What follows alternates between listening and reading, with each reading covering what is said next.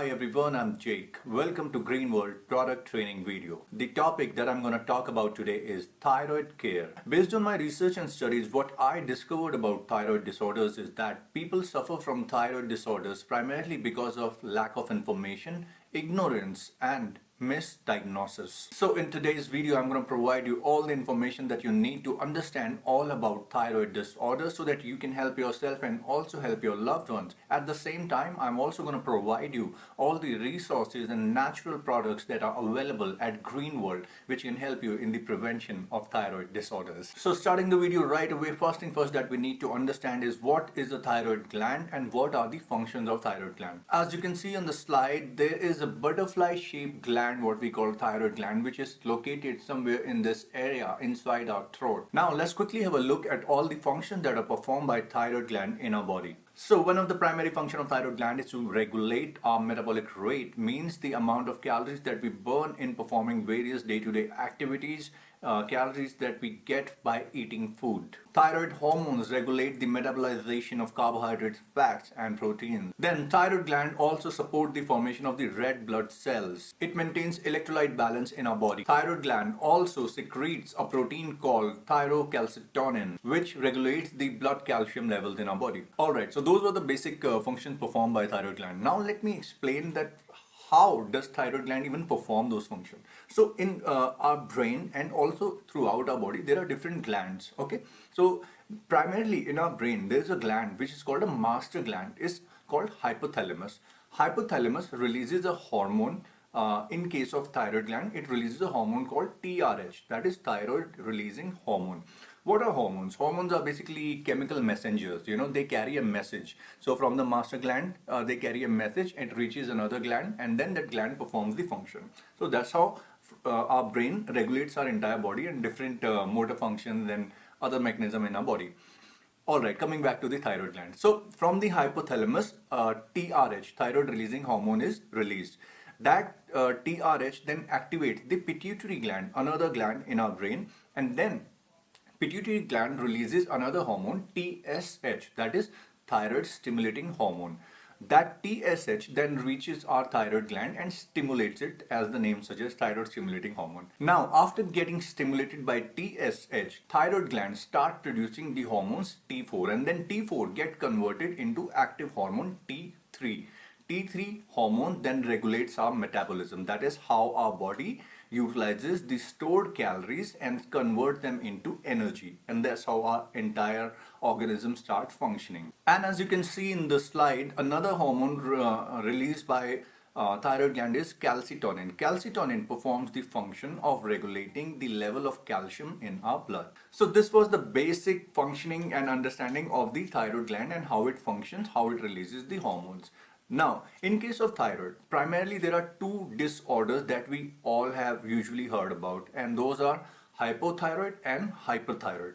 So in case of hypothyroid, basically what happens, our thyroid gland becomes underactivated, which means it stops producing, or even if it's producing, the amount of hormone drastically drops down. That is the T4 and T3 hormones. And you can also see some of the symptoms that people suffer from in case of hypothyroid: hair loss, apathy, intolerance to cold, eye and face edema, that is a lot of water retention, menstrual disturbances, even miscarriages in case of women who are trying to conceive, loss of energy, constipation, insomnia, abnormal weight gain, muscle weakness, and fatigue. These are the common symptoms. Second thyroid disorder that we hear about is hyperthyroid. In case of hyperthyroid, our thyroid gland becomes overactive, hyperactive, and it starts producing more than required amount of T4 hormone, because of which our body suffers from various malfunctions. As you can see, the symptoms of hyperthyroid: bulging eyes, flashing face, and swollen thyroid gland, intolerance to heat, hair thinning, diarrhea, tremors, and again miscarriages or menstrual disturbances, extreme weight loss leading to anorexia, and then muscle weakness, muscle wastage, localized edema, that is swelling in feet or in hands. So these are various symptoms of the person who suffers from hyperthyroid. So these were the two commonly known thyroid disorders, and usually to diagnose anybody, the standard thyroid test, which is conducted at various labs all around the world, They usually check your TSH level, that is your thyroid stimulating hormone, your T4 levels and your T3 levels. So this is the basic information that is available about thyroid disorders. In the beginning of the video, I told you that uh, most of people in this world are suffering from thyroid disorders because of misdiagnosis, lack of information and ignorance. Now let me talk about misdiagnosis. So as per this information, TSH level does not fluctuate for 10 to 15 years and you keep getting this normal lab test result, the so-called normal lab test result, but you are constantly suffering from these noticeable symptoms like insomnia, constipation, anxiety, depression, weight gain, and you keep taking medication for all these different disorders thinking that these are the main problem, whereas actual problem is your thyroid gland, but lab test results are coming normal. That's why you keep suffering for 10 to 15 years. But if you could have diagnosed it at the right time, maybe you would have never suffered from hyperthyroid or hypothyroid. So the question is that how do you diagnose it? Of course, number one thing that you need to take into account is all the symptoms that you're suffering from, which I mentioned. If you have those symptoms, it's a clear-cut sign there is some thyroid disorder. Now, I'm going to provide you the information of the right or correct diagnostic test that you can get done from the lab so that don't ever succumb to hypothyroid or hyperthyroid. So have a look on the slide here. I'm going to read it for you. As per these diagnostic tests, I'll provide a PDF in the description, in the link, provide you a link, you can download it also. Important tests that you need to get done in addition to standard tests of TSH, T4 and T3 are the antibodies tests. So here you can see TPO antibodies and TG antibodies. So thyroid peroxidase antibodies and thyroid globulin antibodies. These antibodies, I'll explain later in the video what are these antibodies, but the diagnostic test that you need to get done is this one. I provided the standard reference range and optimal range. The optimal range is what needs to come out in your lab test so that to prove that you don't have thyroid problem. If there's anything more than the optimal range, which means you need to start taking precaution. For that also, I'll tell you later in the video what products you can use to prevent it at the right time. So these are the right diagnostic tests that you can use. Download it from the description. Moving ahead with the video. All those people who are suffering from hypothyroid are actually the victim of Hashimoto's thyroiditis. Hashimoto's thyroiditis is an autoimmune thyroid disorder, which is also a type of hypothyroid disorder. And the second problem is the Graves' disease, which is also an autoimmune thyroid disorder, which is a type of hyperthyroid. Alright, let's first talk about Hashimoto's thyroiditis. So as I mentioned in the beginning, misdiagnosis. Why did I say that? The reason for that is very simple. The standard lab test result for thyroid test, they measure TSH level, and your TSH level remains neutral for 10 to 15 years. They don't fluctuate or change, and Hashimoto's keeps on destroying your thyroid gland for all those 10 to 15 years. Before you even get diagnosed with hypothyroid, Hashimoto's had already destroyed your thyroid gland. The most shocking part is that almost 95% of hypothyroid patients are actually the victim of Hashimoto's thyroiditis. If you're hearing about Hashimoto's thyroiditis, does not mean that it is something which is newly discovered. Hashimoto's thyroiditis was discovered in the year 1912 by a Japanese surgeon, Dr. Hikaru Hashimoto. It is an autoimmune disease in which the immune cells start attacking the healthy tissue of your glands or your thyroid gland in this particular case instead of protecting it. So why does it happen? What is an autoimmune disease? So I'll explain it in a simple language. In case of autoimmune disease, basically we in our immune system we have our T cells and we have our B cells. The job of our T cells is to fight the pathogens or virus or bacteria, and the job of our B cells is to release antibodies. So whenever our body suffers from any kind of viral or bacterial attack, our B cells start releasing antibodies, and then their proteins called cytokines take the message from B cells once the antibodies are released to the T cells, and after receiving that message, T cells start attacking those virus and bacteria. This is how our immune system works. Now, in case of autoimmune disorders, what happens is that our own immune cells start attacking the healthy tissues of our glands, in this case our thyroid gland. What is the reason for that? In autoimmune condition, basically our body suffers from massive amount of inflammation. All the tissues inside are inflamed, highly inflamed, and because of that, there is a process that takes place which is called molecular mimicry. What happens in that case is that our tissues of our thyroid gland start appearing as enemies or as virus or pathogens to our immune cells, that is our T cells and B cells. And due to that inflammation or molecular mimicry, B cells start producing antibodies in massive amount, much more than a regular amount. Because of that, our T cells get hyperactive and they start attacking our thyroid gland, the tissues of our thyroid gland. This is what happens in case of Hashimoto's thyroiditis. Now, this information might be new to a lot of you, but let me tell you, as per the data available, 9 out of 10 patients of hypothyroid actually suffers from Hashimoto's thyroiditis. In fact, Hashimoto's is the main cause of hypothyroid. Women are 7 into more times vulnerable to Hashimoto's thyroiditis. Alright, now let's have a look at some of the symptoms of Hashimoto's thyroiditis. And in fact, I would say that if you're an endocrinologist or your doctor, carefully observe these symptoms when you share your symptoms with them.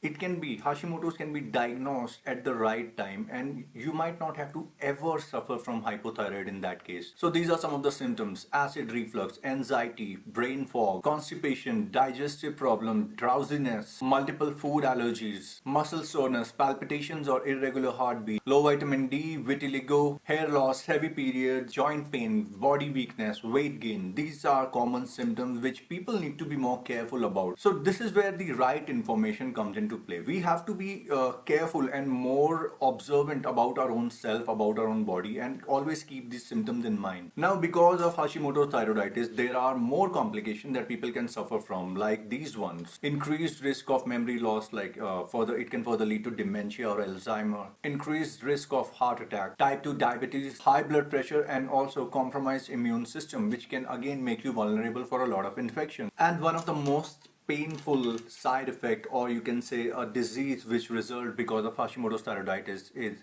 rheumatoid arthritis. Alright, so we understood about Hashimoto's thyroiditis, which is actually the main cause of hypothyroid. What now are the causes of Hashimoto's? Let's try and understand those. So number one that I want to show you is the hereditary factors or genetic factors. Alright, so any of your parents, your mother, your father, or even your grandparents ever had hypothyroid or hyperthyroid, then there is 100% chance that you might also get victimized to this disease. And if you carry one gene each from your mother, one from your father, in that case also you're vulnerable to becoming diagnosed with hypothyroid. So my humble advice is that in case of family history, every child when they turn 15 years old should get their lab test done, and that is the right time when this disease can actually be prevented. Now, of course, apart from genetic factor, there are some environmental factors also which can create these thyroid disorders, and these are smoking, alcohol or selenium deficiency or vitamin D deficiency, then stress, infections, or consuming prescription drugs. So all these are some genetic and environmental factors which result in Hashimoto's thyroiditis. Now, next cause of Hashimoto's thyroiditis that I want to show you is the infection from Epstein-Barr virus. Epstein-Barr virus is basically a virus which is present in all of us. It can come through sharing drinking water or kissing. Even the simple act of kissing can this virus can get transferred into our system, or eating food without washing our hand. Through our environment, somehow Epstein-Barr virus finds a house in our body. But our immune system is strong enough and it deactivates this virus. So this virus, even though it stays in our body, but it is deactivated. Now, in case of autoimmune disease like Hashimoto thyroiditis, due to various factors as I mentioned earlier, either the environmental factors or the genetic factors, this Epstein-Barr virus gets activated, and inside our small intestine or our large intestine, this virus starts creating inflammation. Due to that inflammation, we suffer from a condition called intestinal permeability or leaky gut, because of which all these unnecessary toxins and even these virus, Epstein-Barr virus, start getting released into our bloodstream, and then they reaches our liver. They compromises the function of our liver, decreases the production of an important antioxidant called glutathione, and that further leads to inflammation in various glands and tissues in our body, and in this particular case in the thyroid gland. Also, from one of the study I found out that in the tissue samples of people who were suffering from hypothyroid, the tissue sample of the thyroid gland, massive amount of Epstein-Barr virus was discovered in those tissue samples. Alright, before we move further, I want to bring one thing to your notice, and that is, in case of hypothyroid, the medication usually which is given by doctors is Synthroid, or that is the synthetic form of T4 hormone. This medication is a synthetic form of hormone. So basically, because our gland is not producing that hormone anymore, that's why we take it externally. But that medication has nothing which can stop the destruction of your gland.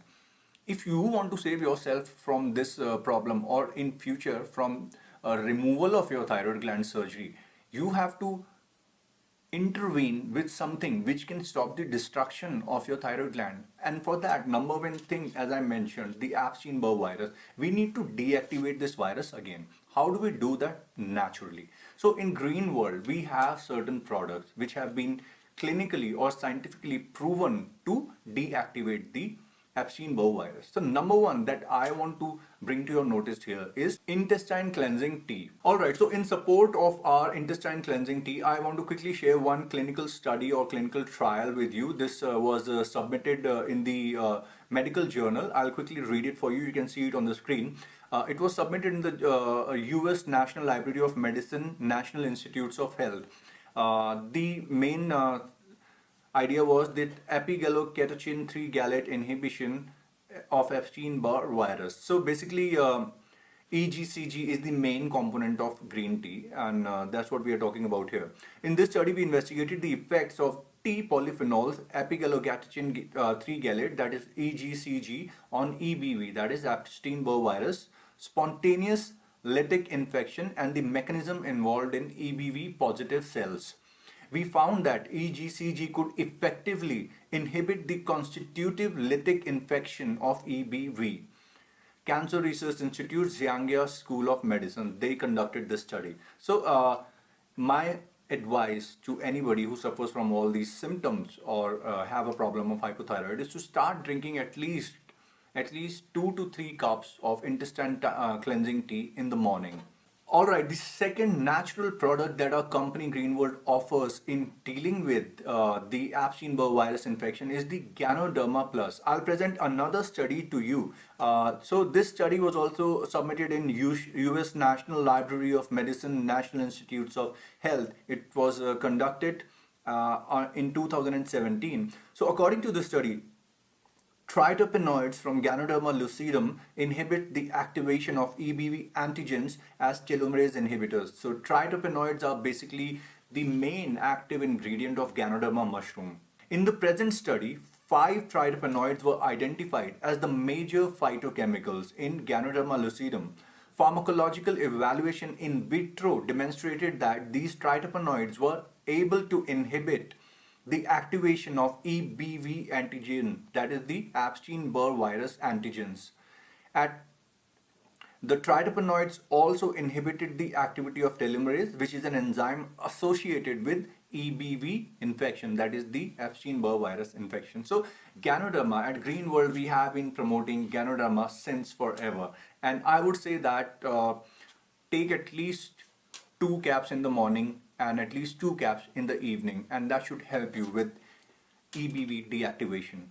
Alright, now presenting to you the third natural product that can help in deactivation of Epstein-Barr virus, and that is chitosan. So according to this study, chitin oligosaccharide are the main active component of chitosan supplement. Chitin oligosaccharide modulates gut microbiota and attenuates high-fat diet-induced metabolic syndrome in mice. Thus far, NARCOS, that is chitin oligosaccharide, has displayed a series of pharmacological effects such as antimicrobial activity and protection against pathogen-induced infection. In this study, NARCOS feeding maintained the stability of intestinal homeostasis. That's what we need in case of our Hashimoto's infection also. Epstein-Barr virus attacks our intestine, and that's what we are talking here, intestinal homeostasis. So as per this study also, chitosan is highly effective in maintaining your gut integrity and reducing the infection caused by bad virus like Epstein-Barr virus. In addition to all these wonderful supplements to deactivate EBV, another important guidance that I can give you is trying to change your diet. And in particular, you can try elimination diet. That is, one by one, try eliminating few things which are usually more sensitive in case of our gut, like gluten. So all the products that are related with gluten, you can try and eliminating from their diet and then observe your body. Same thing you can do with the dairy products and soy products as well. Alright, moving further now, another cause of Hashimoto's is the adrenal stress. So as per various studies and observation, almost 90% of Hashimoto's patients suffer from some degree of adrenal dysfunction. So we have our adrenal glands. They produce various hormones. One of the hormones that is produced by our adrenal glands is cortisol.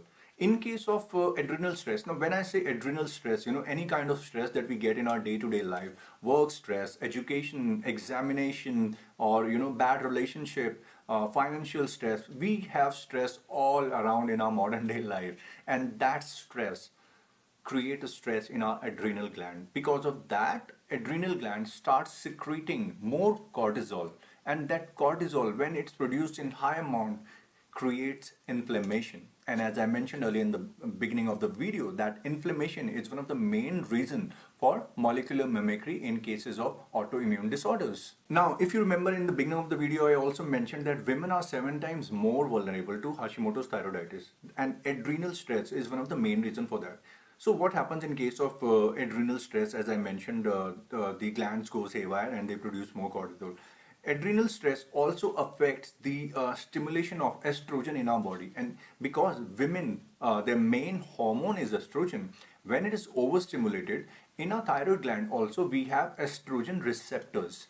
Because of that overstimulation of estrogen during adrenal stress, the amount of estrogen increases in the thyroid gland also. That results in inflammation, and because of which women are more vulnerable.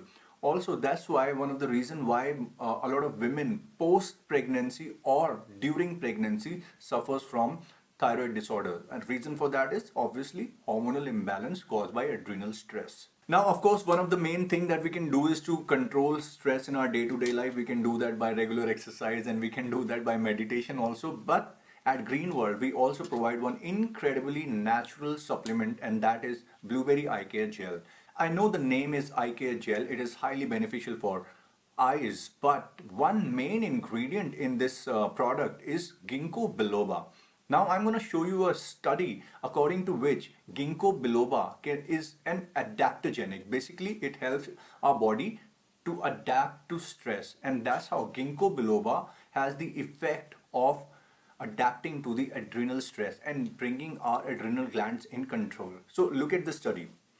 Ginkgo blunts the effects of cortisol in 2 ways. The first way is that ginkgo slows down the conversion of cholesterol to cortisol in the adrenal glands because of the extract ginkgo glide B. The second of which is ginkgo glide B slows down the release of corticotropin releasing hormone by the hypothalamus, which is responsible for stimulating the adrenal glands to secrete cortisol. So it slows the release and conversion of cortisol. So taking Blueberry Eye Care Gel on a daily basis provides you double benefit. It benefits your eyes, and at the same time it controls the cortisol release by adrenal glands. Alright guys, so those were some incredible products from Green World which can help in prevention and controlling of Hashimoto's thyroiditis. Let's now talk about the second condition that people suffer from, the second autoimmune disorder, and that is the Graves' disease.